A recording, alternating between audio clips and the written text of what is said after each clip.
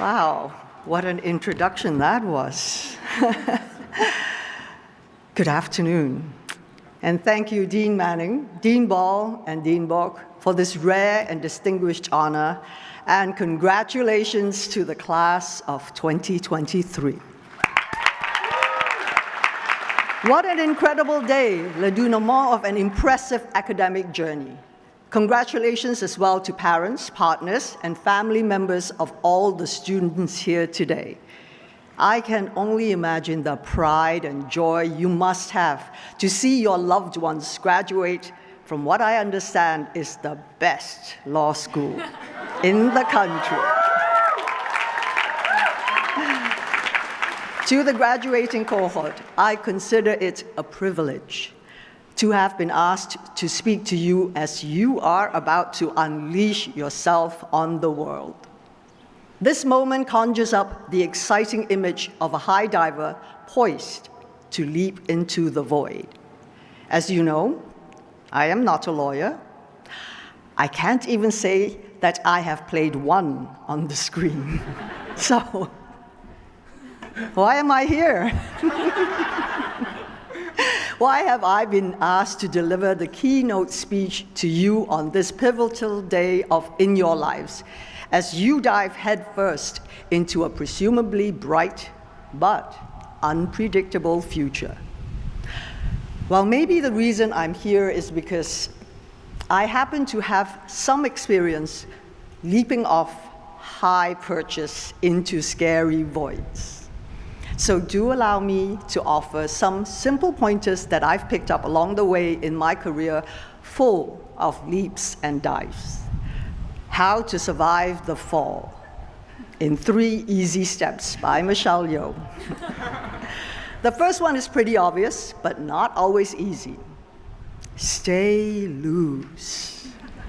My journey from Malaysia, Ipoh, Malaysia, to the Academy Awards stage began with my first love, which was not acting, but dance. I knew at a very young age that my gift was to communicate through movement.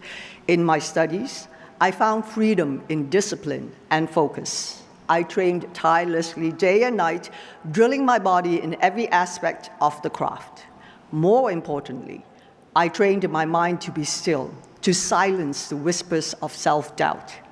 Dance was my safe place, my inevitable future, and my undeniable path. So I enrolled in a ballet school in England and began living my dream.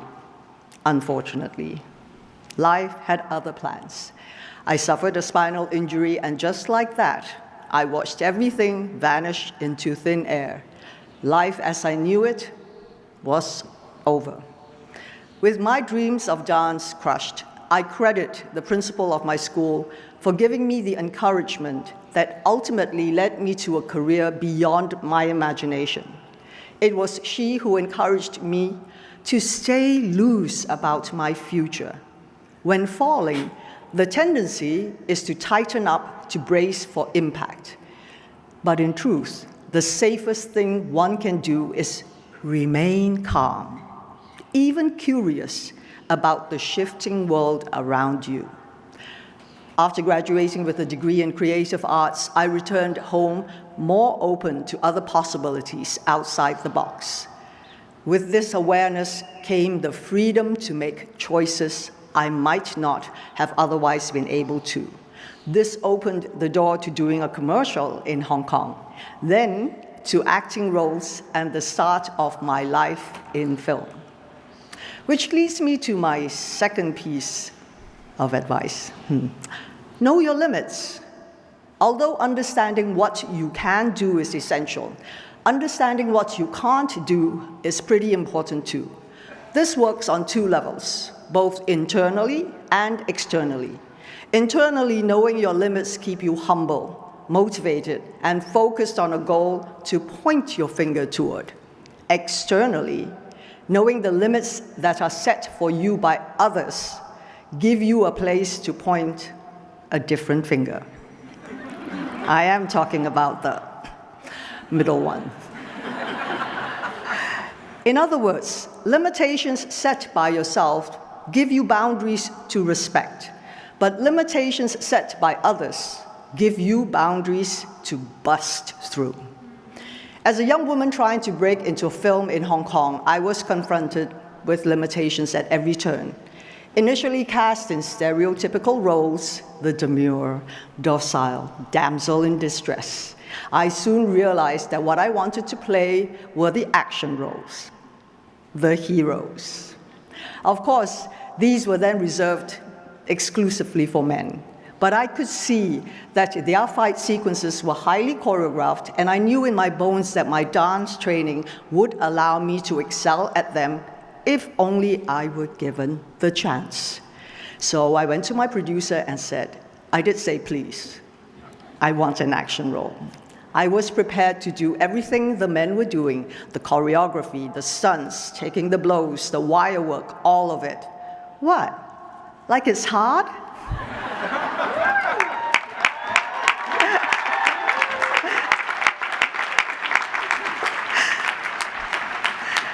But when the chance finally came, I knew it was make or break. I had that one shot to prove my bankability as an action star, and if I failed, I would not get that opportunity again. So I seized the moment with everything I had, and as it turned out, thankfully, audiences were more than ready for a female star in action comedies. The film Yes, Madam was well received and launched my career. I knew I had made it then when soon after I joined Jet Li and Jackie Chan as the three people who Hong Kong insurers refused to cover. They took one look at the scenes we were shooting and ran for the hills. I wore that as a badge of honor. Eventually, things progressed, and before I knew it, I was regularly running on rooftops, riding motorcycles onto moving trains, and rolling off vans onto oncoming traffic. Don't try that at home, okay? There were injuries, as you can imagine, but with every nick and scratch and bruise and fractured vertebrae, I came back better and braver. Learning how to fall teaches you how to land, and learning to land gives you the courage to jump higher. So when the James Bond producers knocked on my door about a film called Tomorrow Never Dies, I thought, yes, they want me to play James Bond.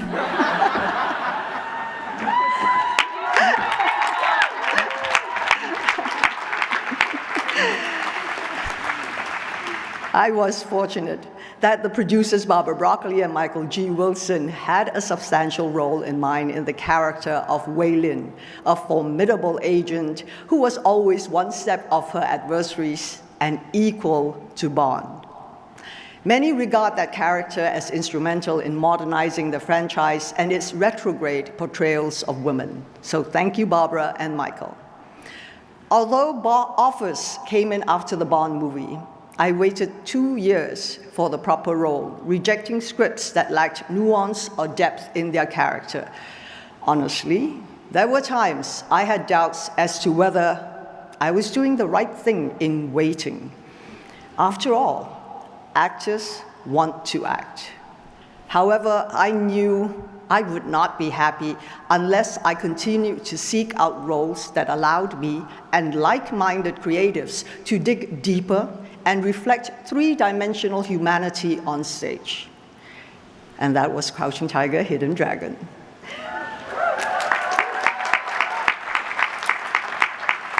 So I must have done something right because I am busier than ever.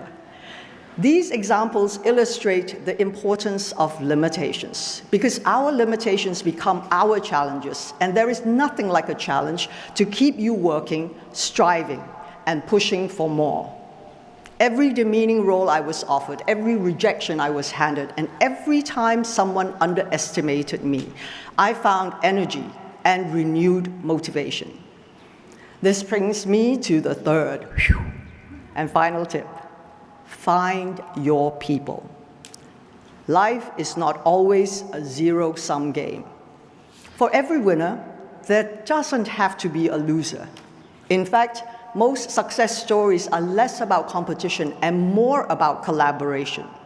The truth is, I could not have done any of this alone. My achievements are the results of those around me who offered and continue to offer support and belief.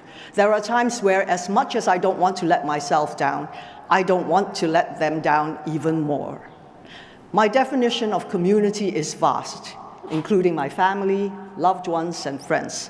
But it also includes the other actors, directors, producers, stunt people, film crews, dancers, musicians, and artists with whom I've crossed paths. My community transcends time, in the sense that I stand on the shoulders of those who have come before me, and I am energized and inspired by those who come after me. My community extends beyond people I know personally, which is why representation matters, and why diversity on and off the screen have been a major priority for me, particularly for women and particularly in lead roles. When we shine a light on the rich and varied world around us, we empower the whole of our humanity. I can see no better reason to wake up in the morning and get to work. Lastly, my community is not limited to the film industry. In my work as UNDP Goodwill Ambassador, I have witnessed the deep inequalities that continue to plague societies around the world, and I have seen up close how women and girls are often the last to get essential services like clean water and vaccines, especially in crisis. For this reason, I have committed myself in walking in lockstep with their struggle. The prerequisite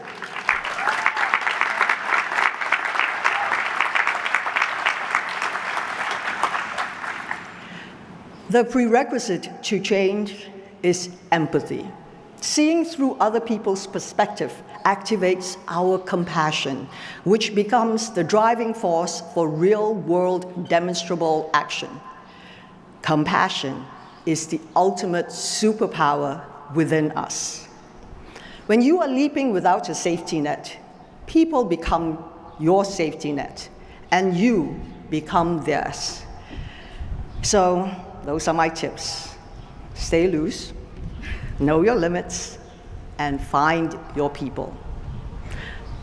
But I want to conclude by speaking briefly about that little movie that could. Everything, everywhere, all at once.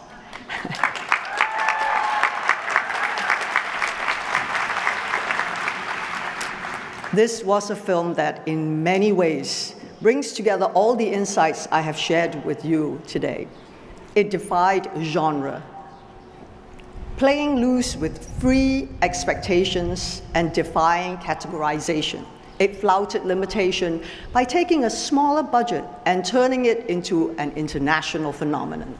And it brought together a community of creative and talented individuals working with a common passion to tell a universal human story.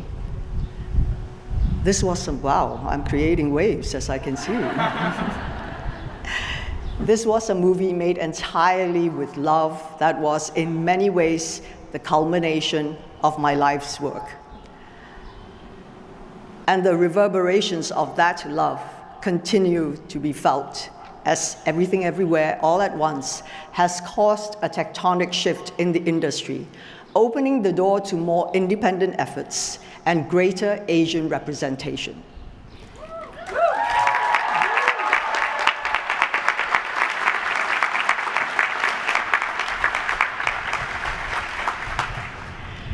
When I think of a glorious leap into an unknown void, I think of that movie. So class of 2023, this is my offering to you. Today you graduate, and today you leap. Stay loose, be smart, and go with love. And then leap again, and leap again. I look forward to living in the world you'll all help build, and I am honored to have been one small voice at the beginning of your journey. Thank you all, and I wish you every success. Happy graduation.